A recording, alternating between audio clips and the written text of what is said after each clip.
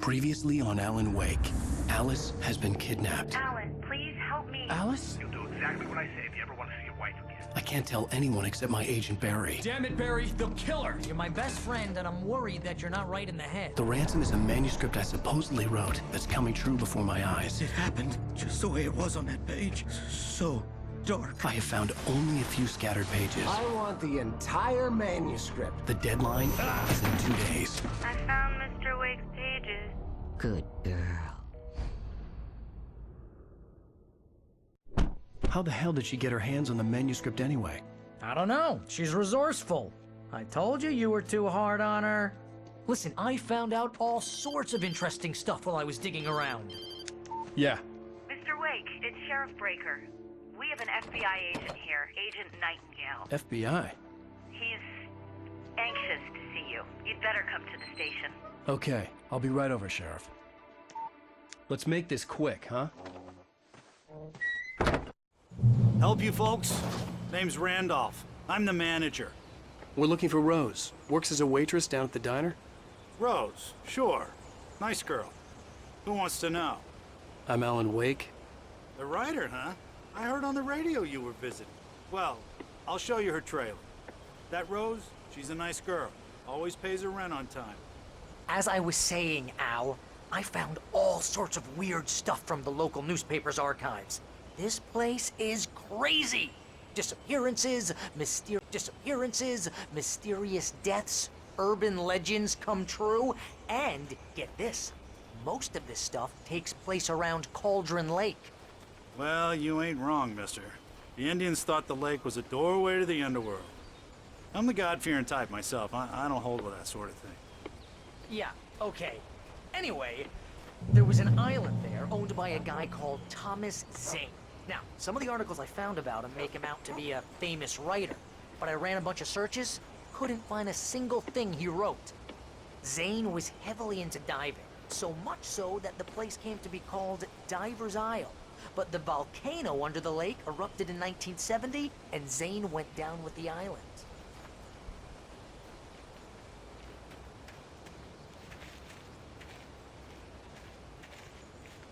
Yeah, how about that? It was there in the morning, as if it had fallen from the sky. But it would take a tornado to lift something like that. We're damn lucky it didn't crush any of the trailers.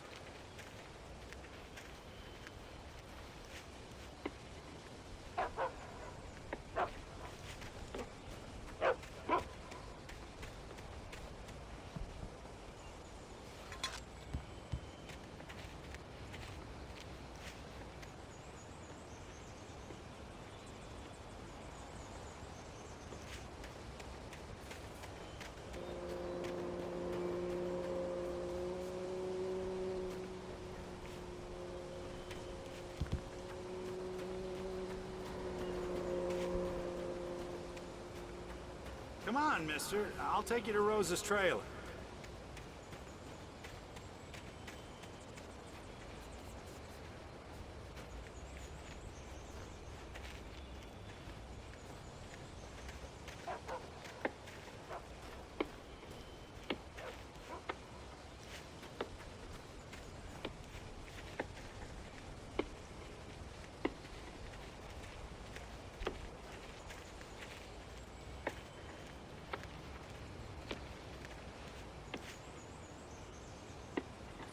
Gets better.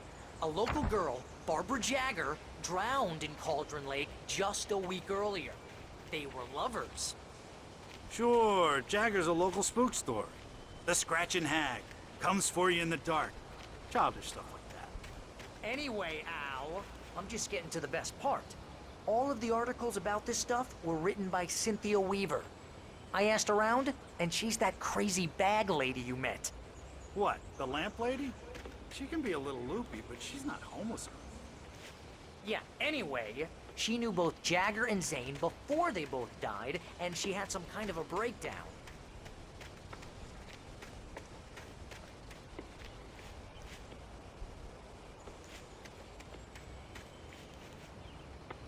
Just follow me. It's not far.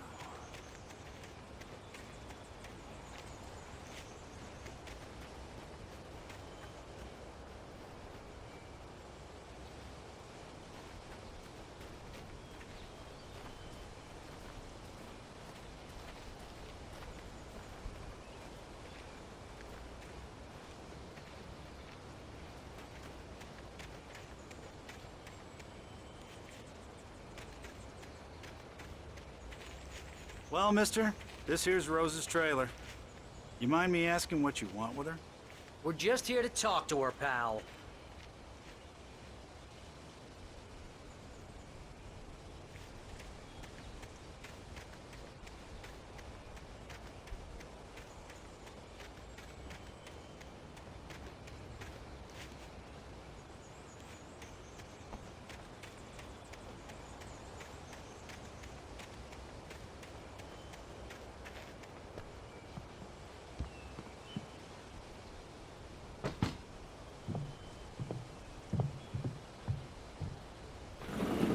Welcome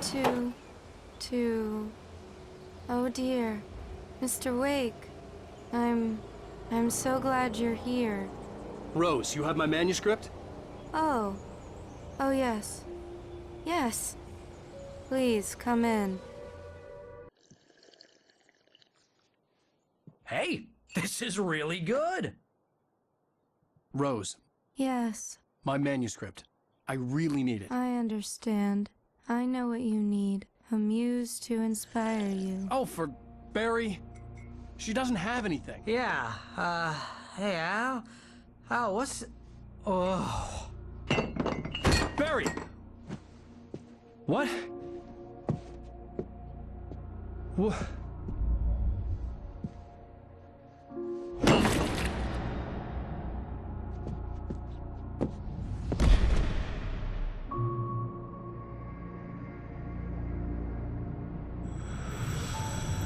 It's coming for you, hiding in my barber's skin. I'm too weak to stop it. You must turn the lights on. I promised I'd come visit you and your lovely wife. You must finish what you started. I insist. You must turn the lights on. Turn the light on. Back to work, boy.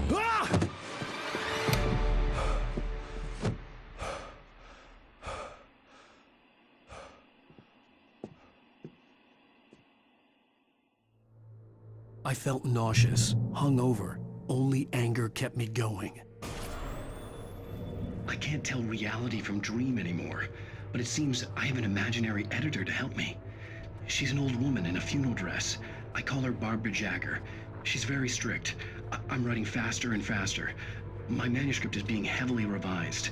The edits are getting very aggressive, and each day there's less of me and more of her. I hate it, but I know she's right. She promises me I can save Alice this way. She knows more of this than I do. About the complex incantation I'm attempting. About this place. She's worked with another writer under similar circumstances, Thomas Zane. The genre of the story seems to be shifting. It's turning into a horror story. I'm getting close. I can feel it.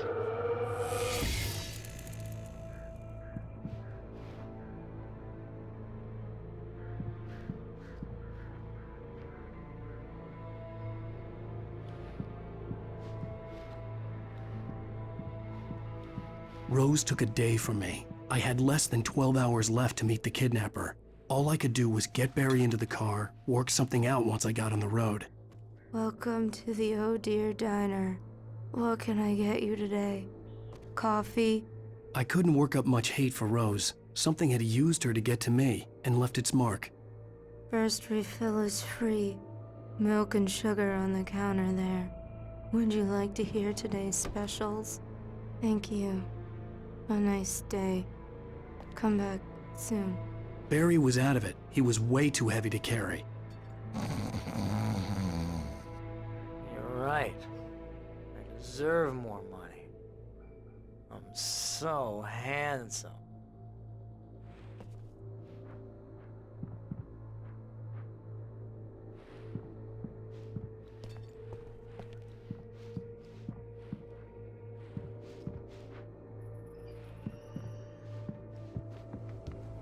My gun and flashlight were gone. I'd have to find a way to get Barry into the car as quickly as possible. There was no time to waste. Mr. Randolph liked Rose. That little smile she had. How she was still sweet when life had tried so hard to make her bitter. It wasn't any of his business what she did in her trailer, but those strangers, the writer and his smart-ass sidekick, looked like trouble, and they'd been in there for hours, way past her normal bedtime. He reached for the phone and called the sheriff's station.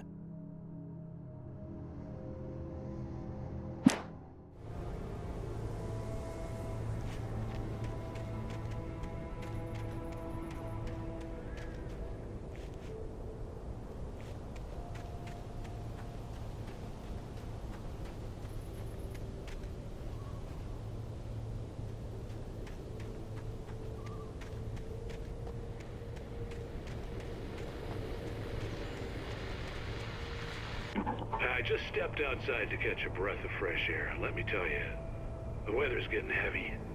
Nights like this make me especially glad I'm here talking to you and not home in bed. Once the weather takes a turn like this, I can't sleep at all. It's all tangled bed sheets and dark thoughts, punctuated by the occasional plunge into nightmare. Is it just me? Well, perhaps it is. But I hope I can make the night a little bit easier to get through. Caller, you're on KBF FM. Hey, Pat, it's Walt Snyder. What's on your mind, Walt? Well, I am the way you are, but, well, I can't sleep either, you know? I just been staring out the window here, trying to make sense of it all, but, I ain't been drinking either, you know? I just... Well, you sound like a man with a problem, Walt. I had argument with Danny, Danny, and, then I got in trouble with the law, and, I'm just, well... I heard something like that, Walt. Yeah, well, he's, Danny's my best friend, and, they let me on bail today, and now I'm just alone here at the window, waiting. Man, and there's something in the air tonight, man. I was just outside looking up at the sky above our broadcast tower thinking the same thing. What are you waiting for, Walt? I don't know. Something's gonna happen. I think I better go. Well, Walt, maybe... No, thanks, Pat. Well, good luck to you, Walt. Hang in there. Let's take a little break, folks. This weather's really something else, huh? How can I be sure that you will walk away? Why'd you love deception? Love me there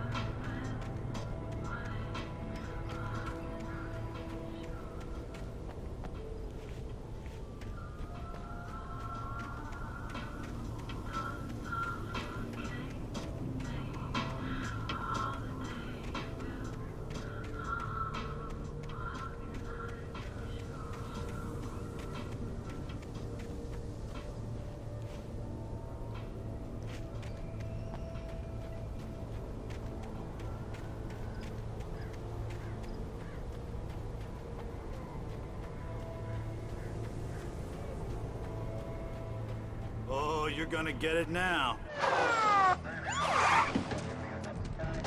God knows what you've done to that poor girl. This is Agent Nightingale, FBI! Get him up, Hemingway! You're under arrest! You move a muscle, I'll unload right in your goddamn face! Stay right where you are, Spillane!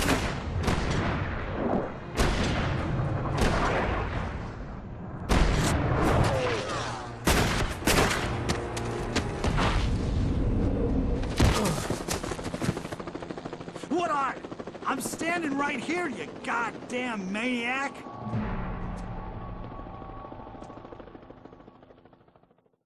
I hated to leave Barry behind, but there was no way I'd miss my appointment with the kidnapper. Give it up, Mr. Wake! Come on!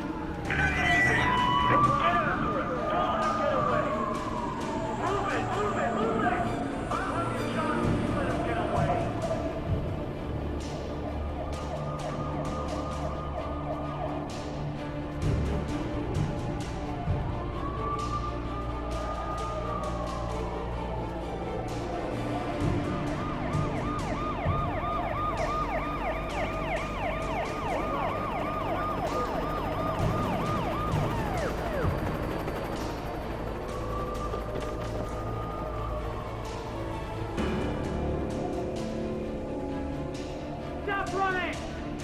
have the suspect in sight!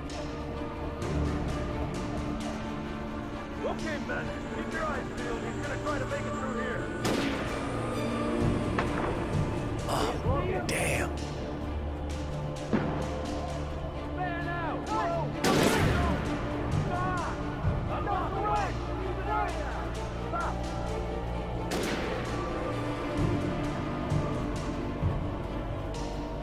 God damn it! Where did he go? Out the way! Keep an eye out!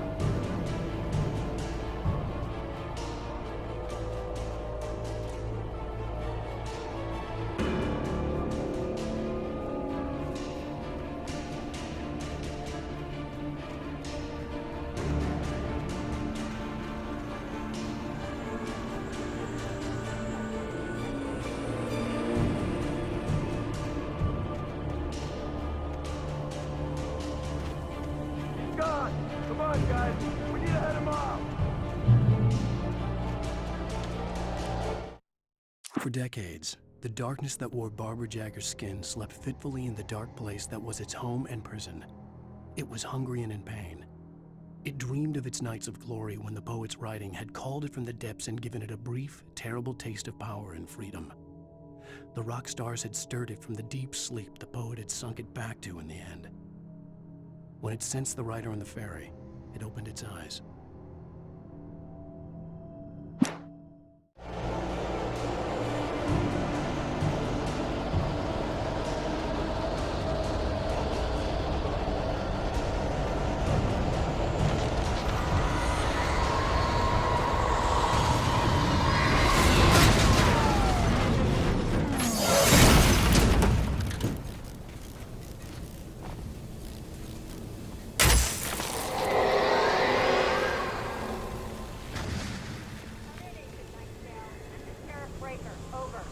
Nightingale, over.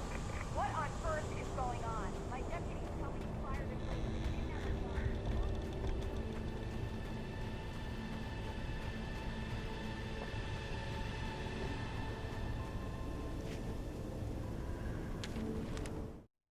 a Rose didn't know how the strange old lady got in her trailer, and she looked wrong somehow. The woman showed her teeth in an approximation of a smile and traced a finger down Rose's cheek. "Pretty girl," she said. Rose felt as if she was falling asleep, but her knees didn't buckle. The crone spoke in a whisper, her words ice cold and dark in Rose's ear.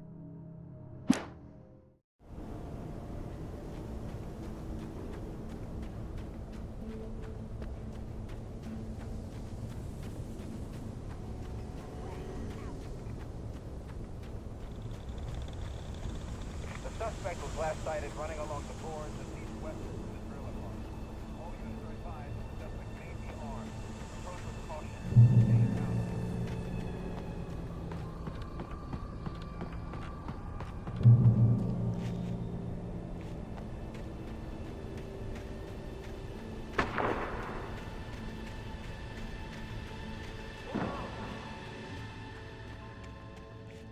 Search the area.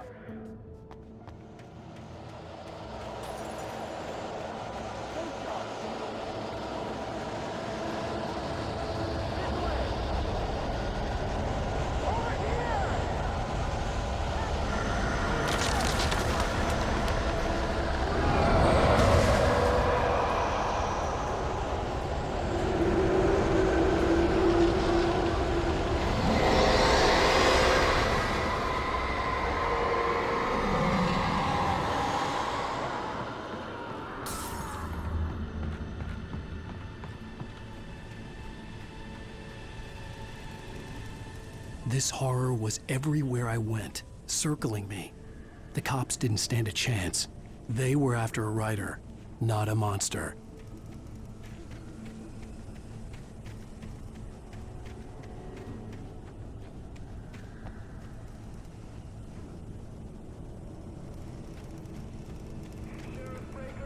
Agent Nightingale, I've lost contact with Wilson's men you assigned to me. It's Wake's doing. Wait, are you seriously telling me that these writers just took out my deputies? Are you kidding? I mean, have you seen this guy? He wears a tweed jacket. Over. He's the guy we're chasing. If it's not him, who then? Bigfoot? Over. I don't know yet, but I'm not in the habit of jumping to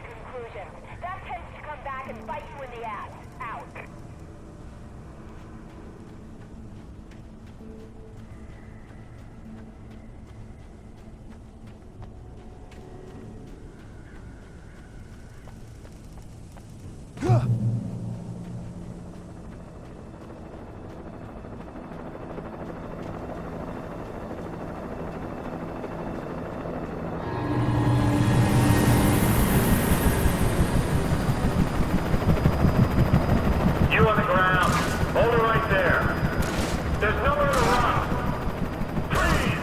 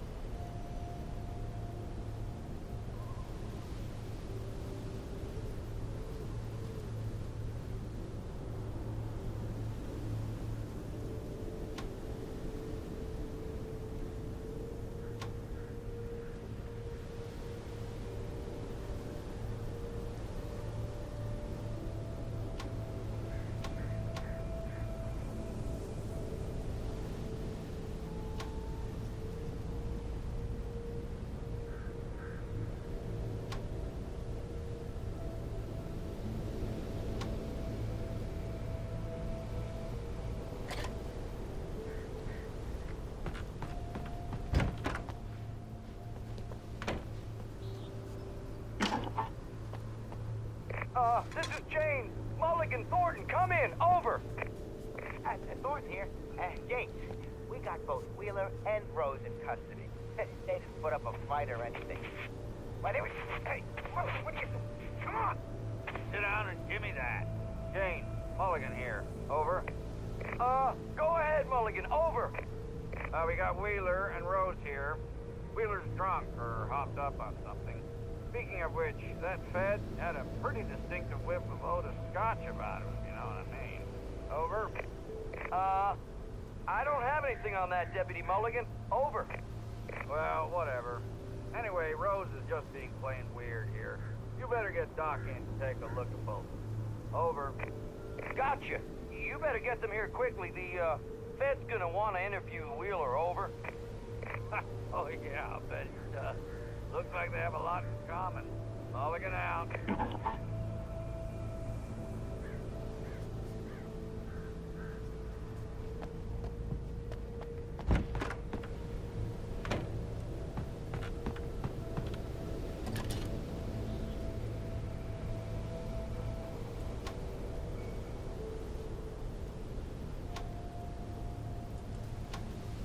I could see the lights of the radio station in the distance.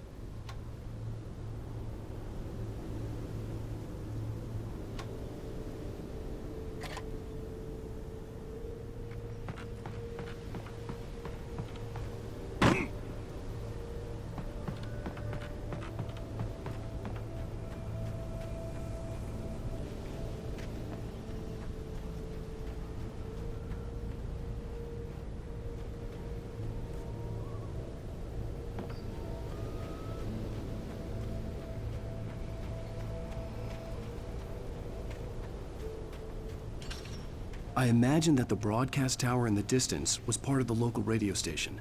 Maine seemed like a decent guy. Perhaps he could give me directions to the coal mine.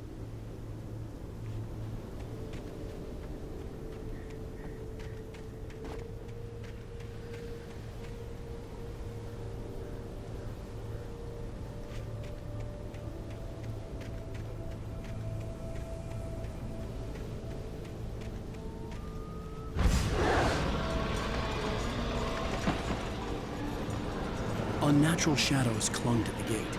The darkness that was after me was trying to stop me. I wouldn't get through without a light.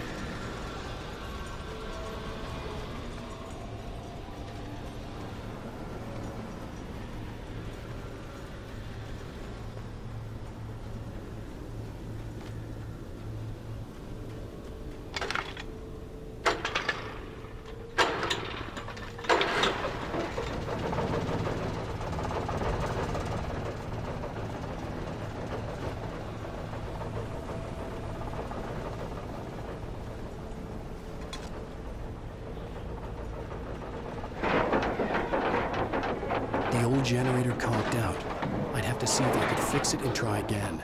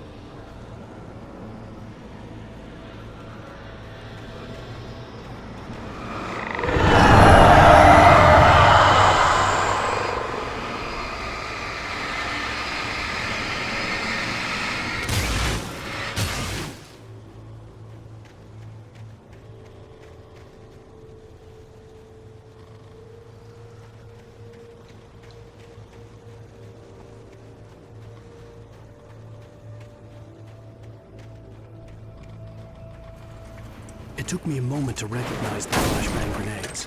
They were an ideal weapon for my situation. One, come in. Over. Team 1, this is Sheriff Breaker. Report. Over. Team 2, come in. I need a report. Over. Come on, guys. Talk to me. Come in, please. Over.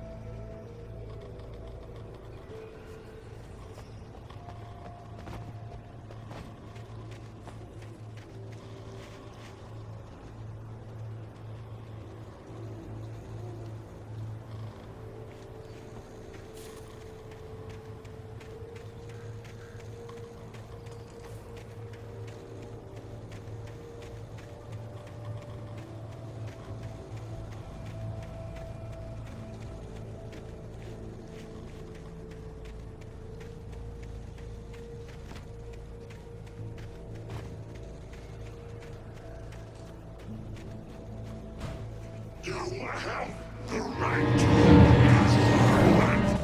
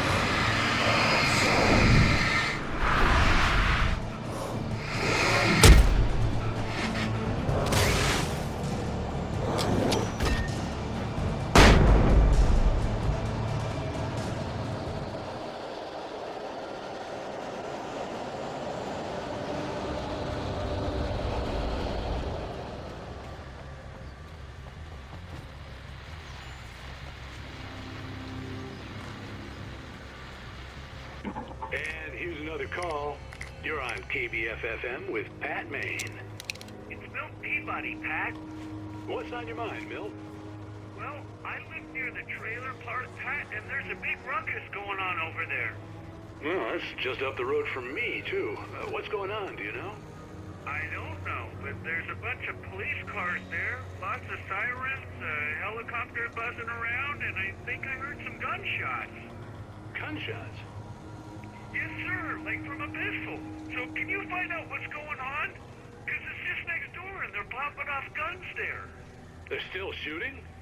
No, it was maybe 10, 15 minutes ago. It sounds serious, Pat. I'm telling you, it don't sound like no party. I'm certainly going to give the station a call, Milt. Okay. You'll hear it here as soon as I hear from them. Okay, thanks.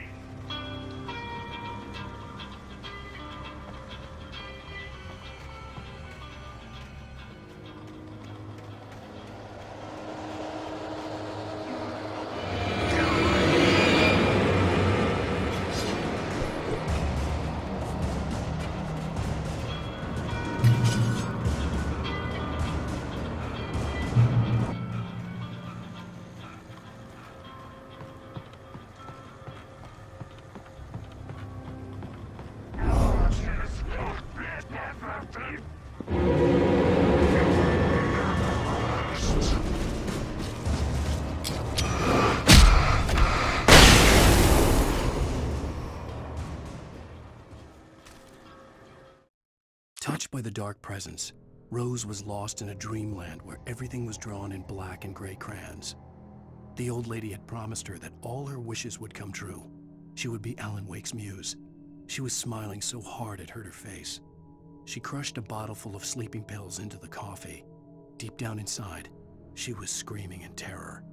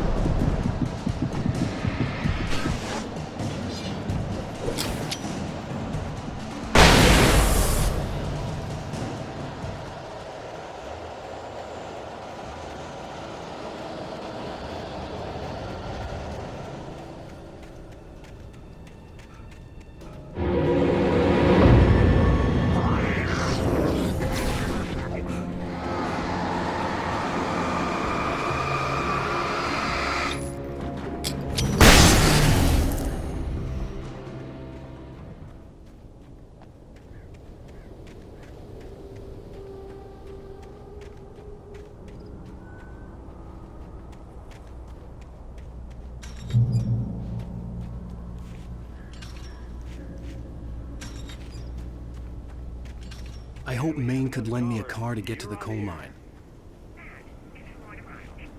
Oh, why, hello, Lorna. What do you have for us?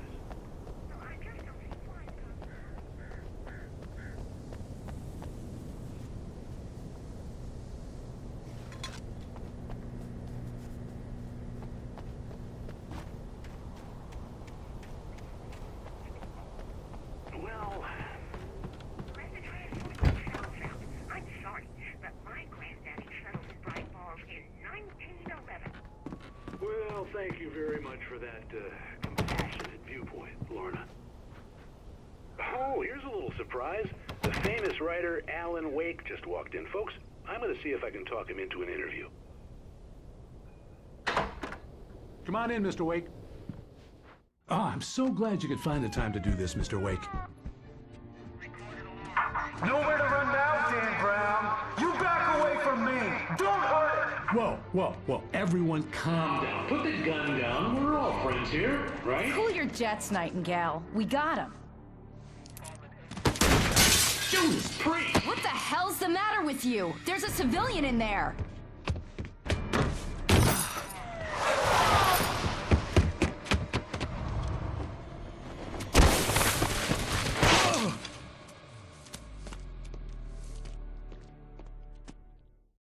I'll get you yet, even if it kills me. You hear me?